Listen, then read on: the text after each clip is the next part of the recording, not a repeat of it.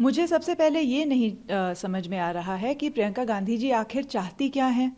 जब बिल लाए गए तब उनको उससे समस्या थी, जब उनको वापस लिया गया है, रिट्रैक्ट किया गया है, तब उनको समस्या है। तो हमको समझ में नहीं, फिर वो चाह क्या रही हैं। खुल के बताएं, वो इस पे राजनीतिकरण ना करें, इस पर खुल के बताएं कि वो फिर क्या चाह रही हैं। ये क्लियरली बस मैटर को पॉलिटिसाइज कर रही हैं, क्योंकि वाकई अगर उनको किसानों से लगाव होता तो कल का जो ऐतिहासिक दिन था जब माननीय आदरणीय प्रधानमंत्री जी ने 3 कानूनों को वापस लिया, उन्होंने ये साबित किया कि जनता राजा है, जो जनता चाहेगी वही होगा। हमने जनता की आवाज़ सुनी। जनता अगर इन 3 बिलों को स्वीकार नहीं कर रही है तो हम इनको वापस लेते हैं, सीधी सी बात है।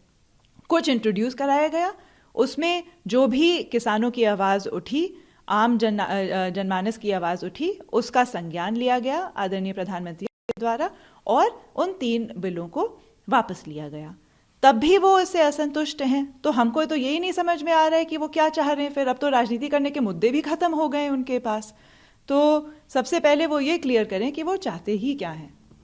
मैम, प्रियंका गांधी ने क्या इसको प्रॉपरली बताया जाए कि किस तरह से वापस लिया जाएगा, एमएसपी इंश्योर किया जाए। साथ ही साथ उन्होंने ये कहा कि वो भी इस मूवमेंट में काफ़ी एक्टिव रही हैं और लखीमपुर वाली घटना को भी उन्होंने उजागर किया। उन्होंने कहा कि जिस तरह से किसानों पर गाड़ी चढ़ाई गई, वो भी उस मूवमेंट में शामिल हुई और उनको भी प्रताड़ित किया गया, 3 दिन जेल भी भेजा गया। लगातार कांग्रेस पार्टी किसानों के लिए लड़ रही है। जब सत्र चालू होगा, संसद में जब सत्र चालू होगा तो अधिकृत तरीके से इन कानूनों को वापस लिया जाएगा। वो एक संवैधानिक प्रक्रिया है जिसको पूरी तरीके से सत्र चालू होने पे उसका पालन किया जाएगा। तो ये तो इसमें तो कुछ कहने की बात ही नहीं है। वो आदरणीय प्रधानमंत्री जी ने स्पष्टता कहा भी था कि जब इस बार विंटर सेशन चालू होगा इसको पूरी तरीके से प्रोटोकॉल के तहत वापस लिया जाएगा। तो उसमें तो उसमें तो कोई टिप्पणी करने की बात ही नहीं है। रही लखीमपुर की बात या अन्य जो भी मुद्दे हैं, तो प्रियंका गांधी जी ने हमेशा सदैव उस पर राजनीति करी है। लखीमपुर की जो भयानक घटना थी उस पर आज की तारीख पे सीबीआई जांच चल रही है। सुप्रीम कोर्ट स्वयं उसका संज्ञान ले रहा है और सीबीआई और सुप्रीम कोर्ट इन संस्थाओं पे भी अगर उनको भरोसा नहीं है तो मुझे समझ में नहीं आ रहा उनको फिर किस चीज़ पे भरोसा है। प्रियंका गांधी से चल रही है, प्रधानमंत्री उसमें अगर शामिल हो रहे हैं तो अजय मिश्र टेनी उसमें नहीं होने चाहिए, क्योंकि उनके बेटे द्वारा ये घटना को अंजाम दिया गया था। और उसी घटना पे फिर जोड़ते हुए उन्होंने आप कहा था कि मैं भी इस घटना को बहुत अच्छे से जानती हूँ, क्योंकि मुझे भी संवेदना व्यक्त करने के लिए मैं जब तो मुझे 3 दिन जेल कर भेज दिया गया था। उनका बेटा जेल में है, उनका बेटा जेल में है। यदि उसका इसमें जो भी हाथ रहा हो ना रहा हो वो सीबीआई क्लियर करेगी, सुप्रीम कोर्ट, और वो हमारे उच्च न्यायालय का जो फैसला होगा वो मान्य होगा या प्रियंका गांधी जी की टिप्पणी। ठीक है, न्यायिक प्रक्रिया सबसे सर्वोच्च है हमारे देश में और सबको उस चीज़ की इज्जत करनी चाहिए, उस चीज़ पे अपना पूरा भरोसा होना चाहिए और ना कि बस ऐसी राजनीतिक टिप्पणियाँ। ठीक है, तो जो भी मांग थी उस समय कांग्रेस ने भी उठाया था, हर पार्टी ने उठाया था कि इस पे सीबीआई जांच हो, सीबीआई जांच चल रही है। सुप्रीम कोर्ट खुद इस पूरे प्रकरण का संज्ञान, इस दुखद प्रकरण का संज्ञान ले रहा है। तो इससे ज्यादा क्या उनको हमारे सीबीआई और सुप्रीम कोर्ट पे बिल्कुल भरोसा नहीं है। प्रियंका गांधी अभी स्टार्टिंग के सबसे पहले पहुंचे, तो किस तरह से देखते हैं कि उनका भी एक एक्टिव रोल सामने देखने को आया है। साथ ही साथ उन्होंने अपने वोट बैंक को मजबूत करने के लिए ये भी कहा है कि महिलाओं की भागीदारी की बात उठाई और कहा है कि 40% महिलाओं को इस बार लोग विधानसभा चुनाव में वो लोग टिकट देंगे। सबसे पहली बात तो मैं कहना चाहूंगी, ये जो 40% टिकटों का इन्होंने वादा किया है, उत्तर प्रदेश के साथ साथ 4 और राज्य हैं जो चुनावी उसमें जाएंगे, इलेक्शंस में जा रहे हैं।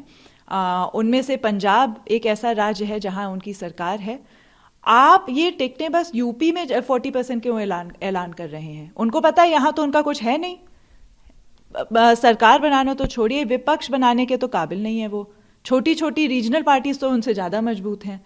तो ये बस लॉलीपॉप स्वरूप यहां अपने महिला वाला कोटा टिक करने के लिए, पूरा करने के लिए यूपी में ये लॉलीपॉप बांट रहे हैं, क्योंकि उनको पता है उनको जीतना जिताना तो है नहीं। ठीक है, सरकार बनाना तो छोड़िए, विपक्ष में बैठने के काबिल तो वो है नहीं। तो यहां वो अपना 40% का लॉलीपॉप अच्छे से बांट रही हैं। यदि वाकई वो महिलाओं की पार्टिसिपेशन को लेके गंभीर हैं तो यही ऐलान आपने पंजाब में क्यों नहीं किया? आपकी सरकार है, आप अपने प्रत्याशियों को मजबूत कर सकते हैं, उनको अच्छे से और अच्छे से लड़ा सकते हैं, या उत्तराखंड में क्यों नहीं किया जहां मेन विपक्षी दल हैं। तो मैं तो इस ऐलान को तब मानूंगी, मैं तो लोहा मानूंगी अगर ये ऐलान वो जाके सबसे पहले पंजाब में करें जहां उनकी सरकार है, उत्तराखंड और अन्य भी राज्य जो 2022 में चुनाव लड़ने जा रहे हैं, तैयारी में हैं, वहां सबसे पहले जब वो 40% टिकटें बांटेंगी महिलाओं को, तब मैं उनका लोहा लूंगी। लेकिन इस सवाल को उनसे भी जब किया गया तो उन्होंने इस सवाल का जवाब ये कि वो बात कर रही हैं बाकी राज्यों में जहां जहां कांग्रेस शासित सरकारें हैं वहां पे भी इसका प्रोसेस चल रहा है। उन्होंने ये कहा इसकी बात तो प्रोसेस एक साथ करें। उनकी मम्मी पार्टी की अध्यक्ष हैं भाई, उनकी पारिवारिक पार्टी है, उनकी माता श्री वहां अध्यक्ष हैं, राष्ट्रीय अध्यक्ष हैं पार्टी की, कांग्रेस प्रेसिडेंट हैं। तो ये बहानेबाजी अगर मतलब और कोई बिलीव करे तो मुझे नहीं पता, पर मैं तो इस चीज़ को बिल्कुल नहीं मानती कि दूसरी स्टेट्स में उनका बिल्कुल से ही नहीं है या दूसरी स्टेट्स में वो इस चीज़ को नहीं लागू कर सकती। जब चुनाव में आप एक साथ एंटर कर रहे हैं, चलिए हम ये कह रहे हैं आप पूरे हिंदुस्तान के प्रदेशों में हर प्रदेश में ना लागू करें, ठीक है, इस नीति को जो आपने बनाई है, पर कम से कम जो 2022 में यूपी के साथ हम साथ जो states are election going states, कम से कम वहां तो लागू करें। तो ये बस पूरी तरीके से उनको पता है यूपी में they have lost all ground, उनका कुछ भी वोट बैंक नहीं है, कुछ भी उनका यहाँ नहीं है। सबसे छोटे दलों में से भी ज्यादा जो छोटे छोटे रीजनल पार्टीज हैं उनसे भी ज्यादा छोटे होके ये सिमट के रह गए हैं।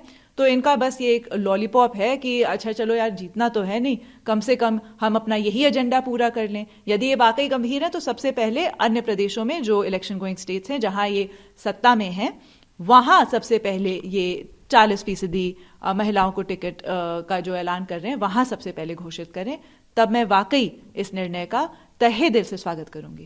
ठीक है, आखिरी सवाल है, और आप भी उत्तर प्रदेश में रायबरेली कॉन्स्टिट्यूएंसी, तो क्या लगता है प्रियंका गांधी को खुद भी चुनाव लड़ना चाहिए? वो उनकी अपनी वो है, उस पर तो मैं कुछ नहीं कहूंगी, सबका अपना डिसीजन लड़ने ना लड़ने का। बट जहां तक इस नारे की बात है जो इन्होंने दिया स्लोगन है, सबसे पहले वो अपने निजी सचिव को टाइट करें या उनसे पूछें जिनके ऊपर अभी हाल में ही एक FIR हुई है, महिला उत्पीड़न का कोई केस है, छेड़छाड़ का कोई केस है, जिसको लेते हुए, जिसको मद्देनजर रखते हुए एक FIR दर्ज हुई है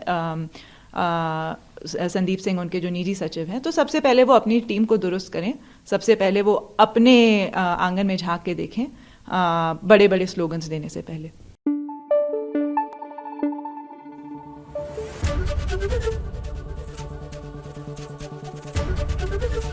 ABP गंगा, खबर आपकी, जुबान आपकी।